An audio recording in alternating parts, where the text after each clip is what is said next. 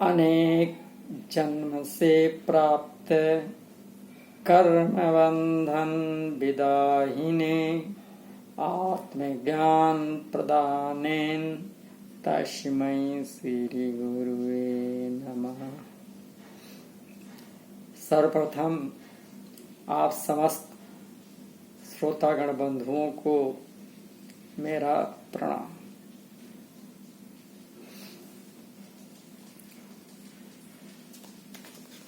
सद्गुरु वैद वचन विश्वासा संयम यह न विषय कर आशा का ये 10th पार्ट है। 8th और 9th पार्ट में हमने गुरु और सद्गुरु का तुलनात्मक अध्ययन किया। जैसा कि ये सब्जेक्ट है सद्गुरु वचन वैद विश्वास, तो सद्गुरु में गुरु को हमने जाना, गुरु के हमारे जीवन में कितनी आवश्यकता है इसको समझा। फिर सद्गुरु कौन हो सकते हैं ये समझा। गुरु सद्गुरु में तुलनात्मक अध्ययन को समझा। अब सद्गुरु वचन वैद विश्वासा, तो सद्गुरु के वचन क्या है। अब आइए ये 10वें पार्ट में हम सद्गुरु के वचन को समझने का प्रयास करेंगे। गोस्वामी जी ने रामायण में बताया कि गुरु के वचन प्रतीति न जेही सपन सुगम न सुख सीधिते। क्या अर्थात मतलब हुआ कि जिन्हें सद्गुरु के वचनों में विश्वास नहीं होता उन्हें स्वप्न में भी सुख की उपलब्धि नहीं हो पाती। आइए देखते हैं व समझते हैं कि सद्गुरु के वचन क्या है। तो कहा कि सत्य असत्य विचार न कीजिए और गुरु के वचन मान सब लीजिए। गुरु या सद्गुरु के वचन का बहुत बड़ा महत्व है। कहा है कि जो गुरु भेजे नरक को तो भी जान निदान। कुछ बात जरूर है, अगर गुरु नरक में जाने की आज्ञा करे तो वहां भी आपके कल्याण की ही बात होगी। इतना दृढ़ विश्वास होना चाहिए। आपके बहुत बड़ी समस्या का निदान एक छोटे से कष्ट से हो जाना है, क्योंकि सद्गुरु आपके आगम तथा निगम सभी के जानकार होते हैं।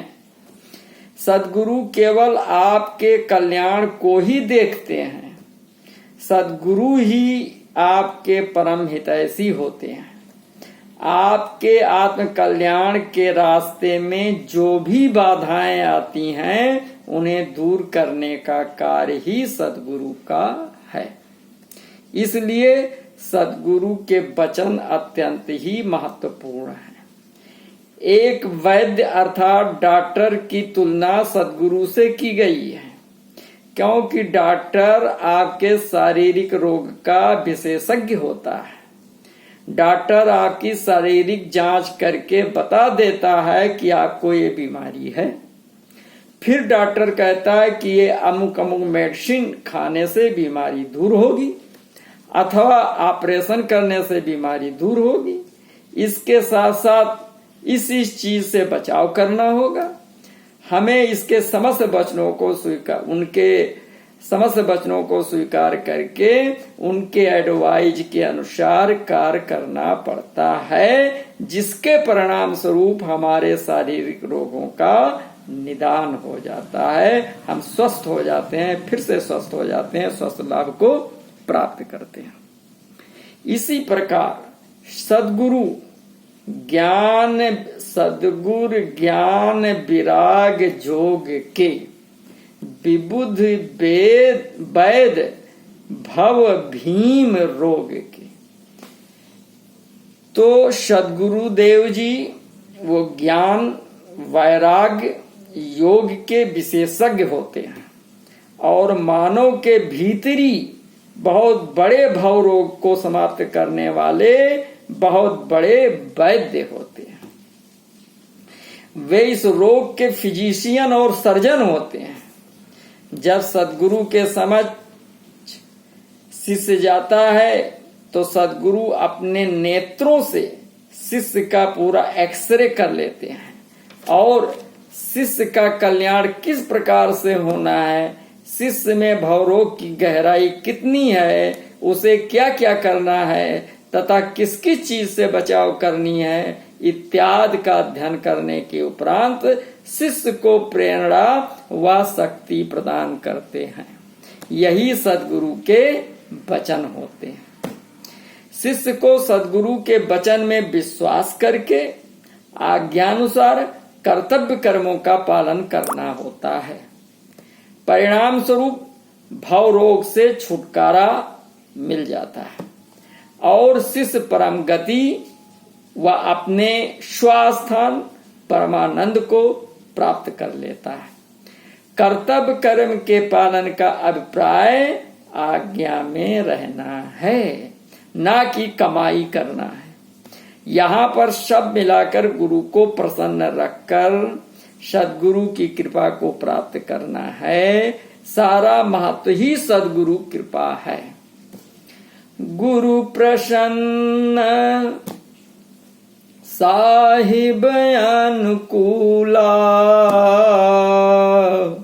मिट्टी मलिन मन कल्पित शूला। सद्गुरु वचन अर्थात मंत्र मूलम गुरु वाक्यम। आइए देखते हैं कि हमारे पास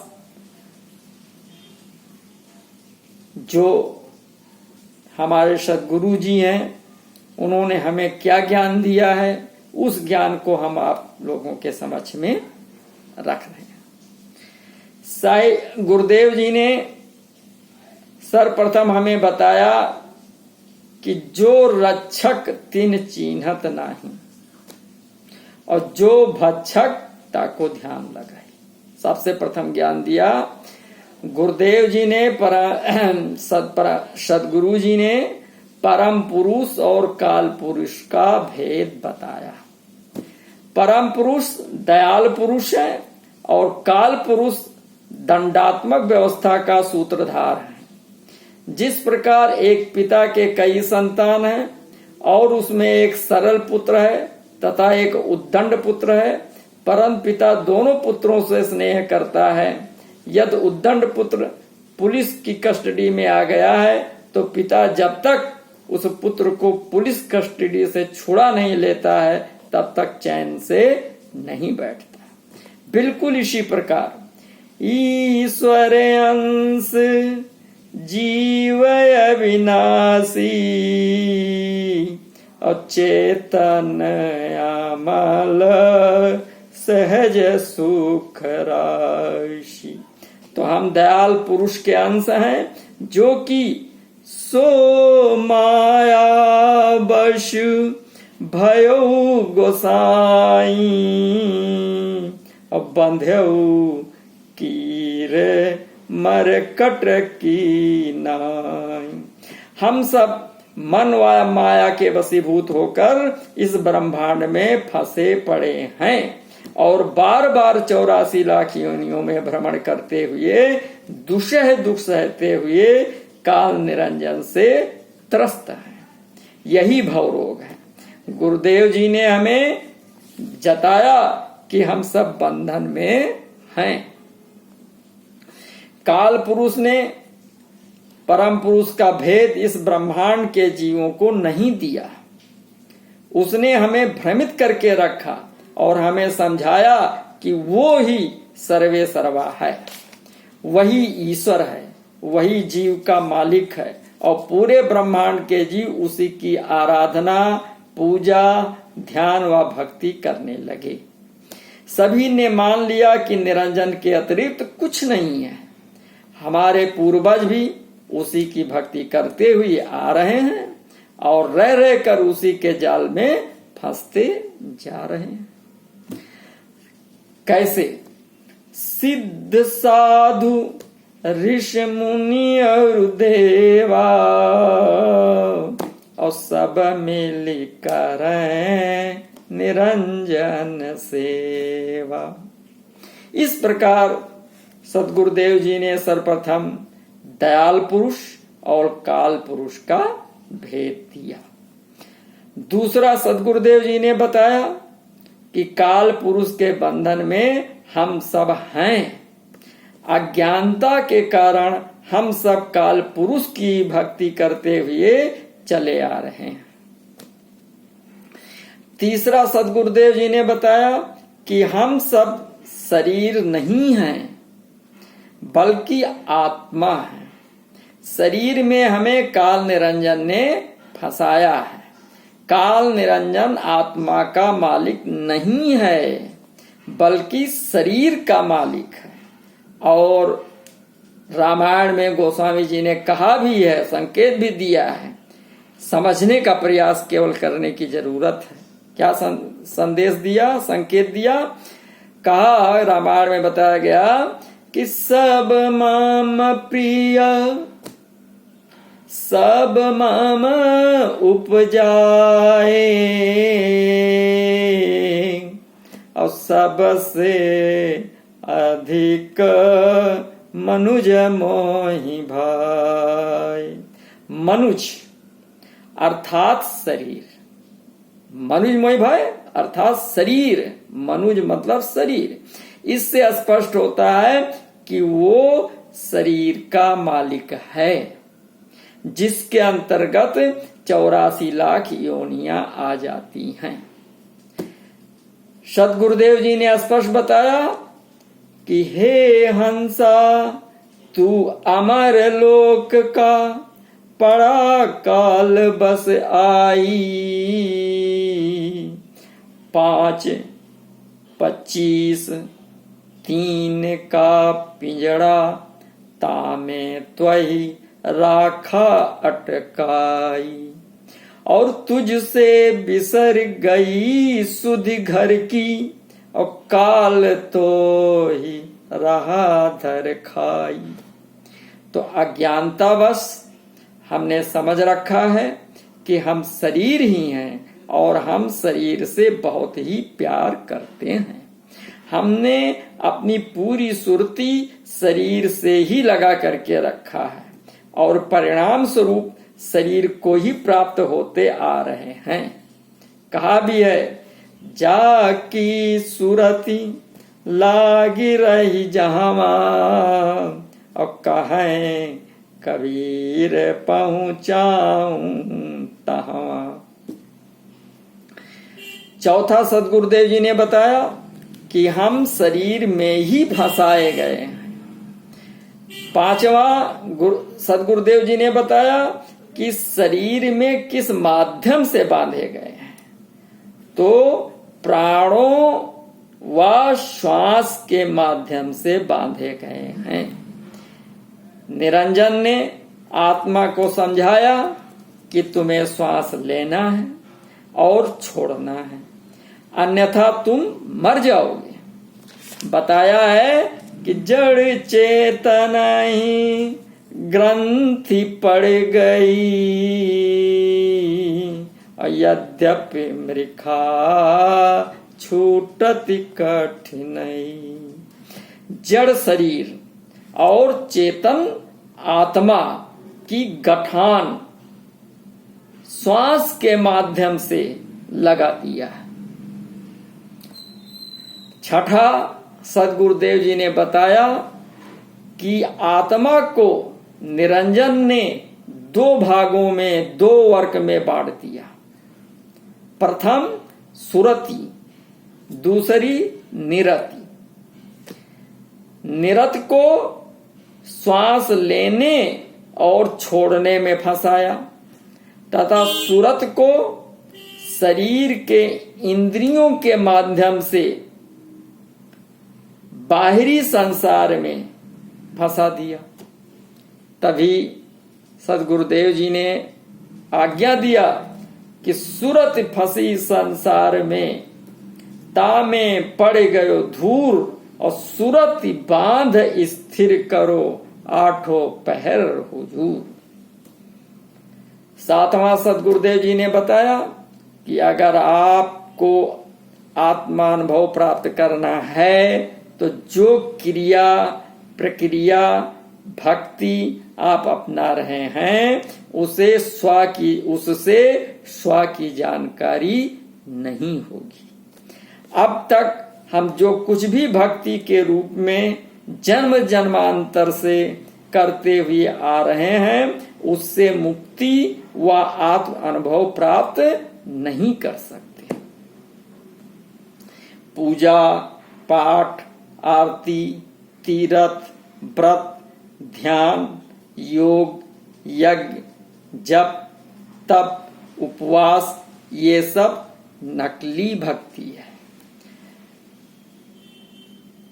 रामायण में गोस्वामी जी ने संकेत भी किया है, बताया कि कहाँ हूँ भगति पथ कमन प्रयासा, योग नमक जप तप उपवास। का ऐसा भक्ति नहीं है, इनसे हमारी आत्मा का कल्याण संभव नहीं है। सतगुरुदेव जी ने बताया कि भक्त होय नहीं नाचे गाए, भक्त होय नहीं घंट बजाए, भक्त होय नहीं मूरत पूजा, पाहन सेवे तो ही क्या सूझा, बिमल बिमल गावे और रोवे, क्षण एक परम जन्म को खोए। ऐसे साहिब मानत नाही, ये सब काल रूप के छाही, मन ही गावे मन ही रोवे, मन ही जागे मन ही सोवे, सत्य नाम की खबर न पाई, का कर भक्ति करो रे भाई। अपने साहिब को नहीं जाना, बिन देखे का किया बखाना, ऐसे भूल परा संसारा, कैसे उतरे भव जल पारा। आत्मानुभव प्राप्त करने के लिए सूत्र दिया। क्या सूत्र दिया सदगुरुदेव जी ने? उन्होंने बताया कि तन थिर मन थिर बचन थिर, सूरत निरत थिर होए, कहें कबीर व पल को कलप न पावे कोई। आठवां सदगुरुदेव जी ने बताया कि जो भी स्थिति तन थिर मन थिर बचन थिर सूरत नरत थिर होए, कहें कबीर वा पल को कल्पना पावे कोय। तो उस स्थिति को प्राप्त करने के लिए हमें क्या प्रक्रिया करना पड़ेगा? तो बताया कि जहां भोग तहां योग विनाशा, और जहां योग तहां भोग विनाशा। भोग को समाप्त करने के लिए सदगुरुदेव जी ने 7 नियम करने की आज्ञा प्रदान की है, और वे हैं: सत्य वचन हो नशा विहीना, शाकाहारी चरित्र न हीना, हक कमाई चोरी नहीं जाना, और जुआ समझत पाप समाना। ये जो 7 वचन को क्रियान्वित करने के लिए सदगुरुदेव जी ने शक्ति भी प्रदान की। उस शक्ति के रूप में सदगुरुदेव जी ने 9वां ज्ञान सार नाम प्रदान किया, क्योंकि नाम बिना हृदय शुद्ध न होई, और कोटिन भांति करे जो कोई। जब हृदय शुद्ध हुआ तो 10वां सदगुरुदेव जी ने आज्ञा दिया कि बंधन से छूटने का एक ही उपाय है कि जिस प्रकार से काल निरंजन ने सुरत और निरत को अलग किया था, तो नाम के माध्यम से सुरत और निरत को एक करना है। क्योंकि अंधी सुरत नाम बिन जानो। तो जब तक नाम नहीं है तब तक सुरत संसार में भटक रही है, और जब नाम मिल गया तो सुरत को सहारा मिल गया, निरत को आधार मिल गया। तो साहिब ने कहा कि जैसे सदगुरु देव जी ने, कबीर साहिब जी ने कहा कि जैसे गांठ लगाई है वैसे ही गांठ खोलनी है। मन ने संसार में सुरती को भटकाया तो करना क्या है कि सुरत के दंड से घेर मन पवन को, सुरत से मन को घेरना है। और पवन जो कि निरत के माध्यम से सांस खींचकर नाभि स्थल में लाता है, उसे पलटना है नाम के माध्यम से। फिर उल्टा चले, धर और अधर बीच ध्यान लावे। शरीर जो धर यानी आधार तथा अधर अर्थात शरीर से ऊपर बिना आधार के 1.25 हाथ ऊपर अष्टम चक्र पर, जहां पर सुरत कमल सदगुरु आस्थाना, सदगुरु परम संत सदगुरुदेव जी महाराज जहां पर विराजमान है, तो वहां सदगुरुदेव जी में ध्यान लगाना है। पवन अर्थात श्वास का आयाम ही 1.25 हाथ है। निरंजन ने स्वयं को नाभि स्थल तक नीचे 1.25 हाथ पर आधार प्रदान किया है, जिसे सोहंग कहा गया है। नाभि स्थल से वायु 10 महाप्राण में विभक्त होकर पूरे शरीर को संचालित करता है, यही गठान है। गुरुदेव जी ने बताया कि इस गठान को खोलना है, अर्थात समस्त वायु को एकाग्र करके नाम के सहारे 1.25 हाथ ऊपर निरत को अष्टम चक्र पर स्थित करना है। तो बताया कि कहें कबीर सो संत निर्भय हुआ, जन्म और मरण को भ्रम भाने। फिर वो शरीर से बाहर निकल जाता है। फिर